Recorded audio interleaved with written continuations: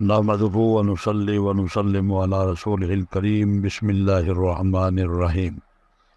سوال یہ ہے کہ بعض لوگوں میں یہ بات مشہور ہے کہ بیوی کا انتقال ہو جائے تو خاوند نہ تو اپنی بیوی کا منہ دیکھ سکتا ہے، نہ ہی اس کو ہاتھ لگا سکتا ہے، حتیٰ کہ چارپائی کو کندھا بھی نہ دے اور نماز جنازہ میں شریک بھی نہ ہو۔ قبر میں بھی خاوند بیوی کو نہیں اتار سکتا۔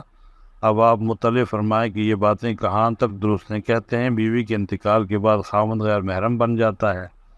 میرے بھائی، اس کا جواب یہ ہے کہ بیوی کے انتقال کے بعد شوہر اس کا منہ دیکھ سکتا ہے، ہاتھ نہیں لگا سکتا، جنازہ کو کندھا دے سکتا ہے، نماز جنازہ میں شریک ہو سکتا ہے۔ عورت کو لحد میں اتارنے کے لیے اس کے محرم رشتہ دار ہونے چاہیے۔